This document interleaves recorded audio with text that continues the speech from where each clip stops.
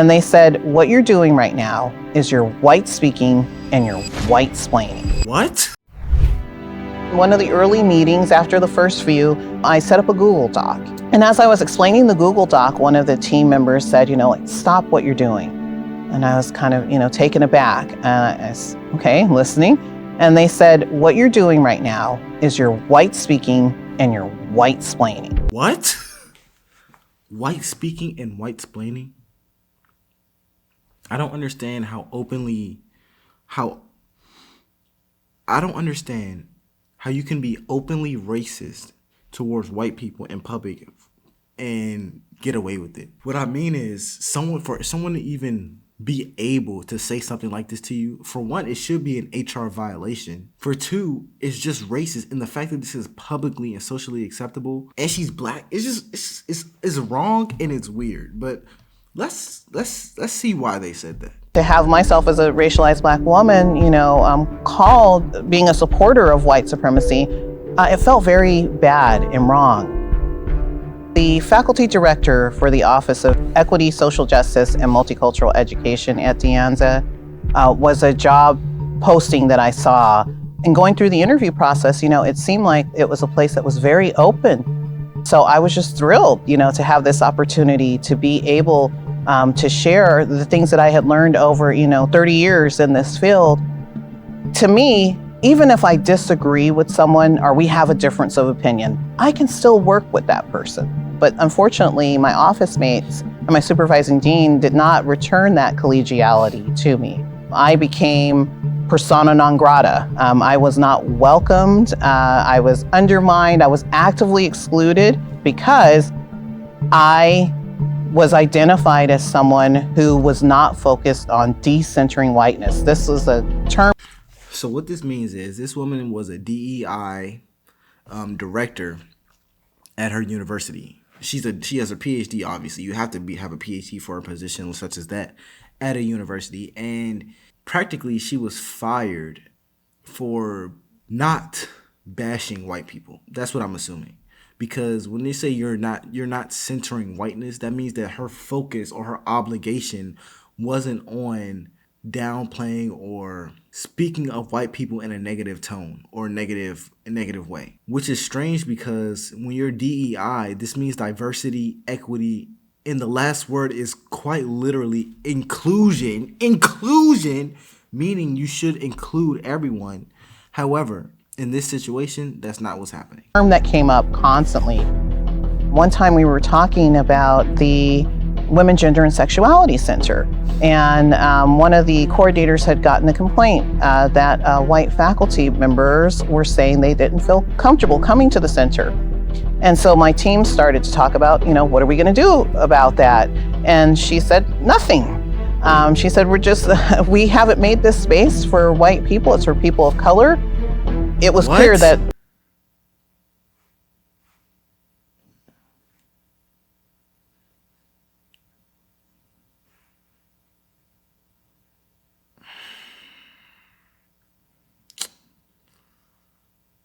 okay.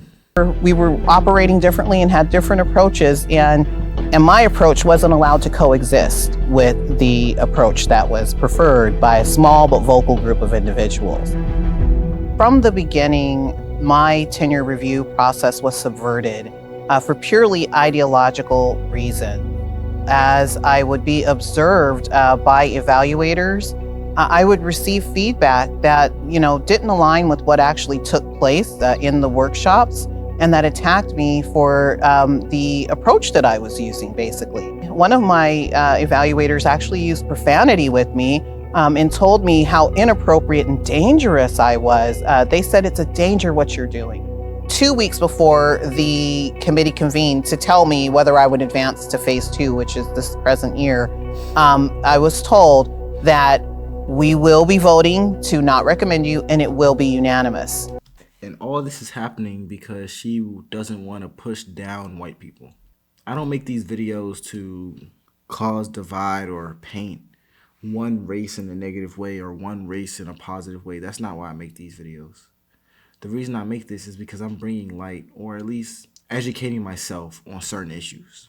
Something such as this, I didn't know what's actually happening in real world. I see it happening online, but online to me it's like a bubble. I didn't think people were actually getting fired from their jobs or losing opportunities for things like this, but here we are.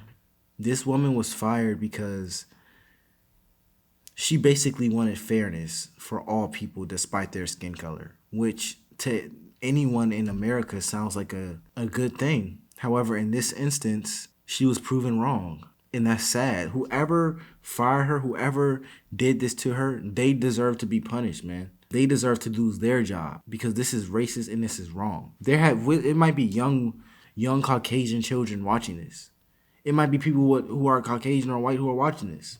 It might be people with white friends who watch this, white spouse or whatever, or people who just love other people who watching this. And when they hear this, that probably hurts them.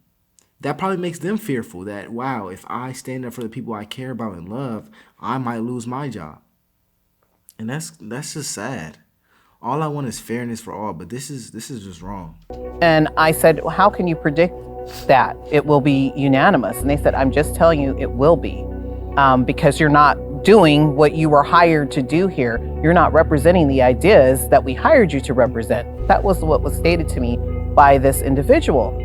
In phase 1, Foundation Against Intolerance and Racism legal team actually intervened, and they said, hey, there's some concerns potentially here. So it was an outside eye looking in that I think reeled back the initial, the group that wanted me to be gone in the first year. You would think that after that happening, and the unanimous decision being overturned, that people would then begin to act in a more civil way, in a way that on our best behavior, now for the faculty director, position, who's complained of these things that have happened for an entire year. That's not what happened. They actually doubled down on the harassment. They doubled down on the bullying and the exclusion.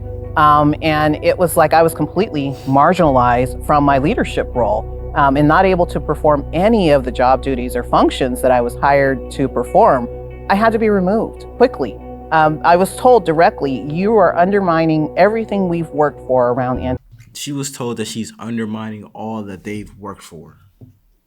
What exactly did you work for? How is being racist work? You're working towards more division in society? Y'all, let's talk. Am I crazy? Am I the crazy one here? Is what I'm saying biased or is what I'm saying delusional? If it is, let me know in the comments. I've been told I was biased before when I try to be as objective as possible.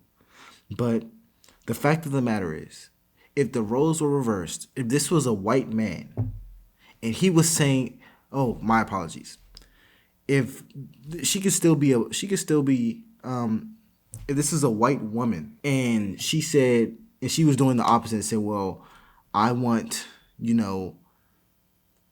more black people. She said, I want less black people here.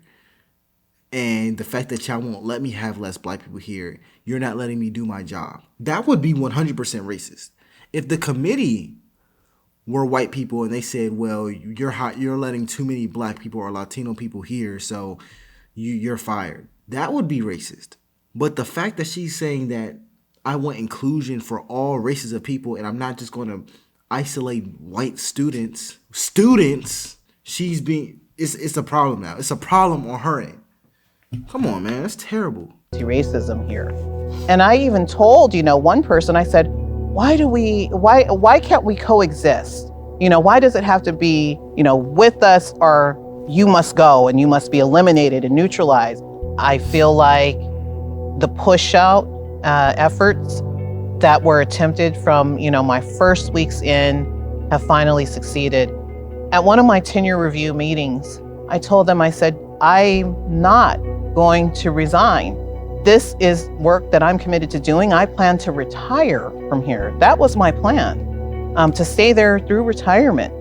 And so I wasn't going anywhere. As difficult as it got, as rocky as it became, I accepted that as part and parcel of the work.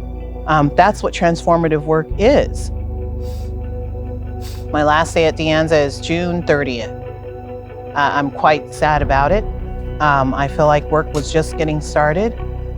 I think, to me, the threat to our democracy of not speaking up, of not saying something, of not working with other similar-minded individuals are too great. This is like a moment that we have that we can make a positive change, not just in our local communities, but in the nation. It's a world where every person feels free to be themselves and that they're not going to be canceled or eliminated for having a viewpoint that's different or for having an approach to things that are different. There's space for everyone here. And I think that the work that's being done to elevate that importance of civil liberties for all is something that's so crucial and that I hope that we'll continue to contribute to and to advance. It's so needed in this time that we find ourselves in. If you like videos like this, let me know in the comments. This is insane. You can lose your job for not being racist, which is crazy to me. But if you have any suggestions, comment down below. It's LFR Jojo.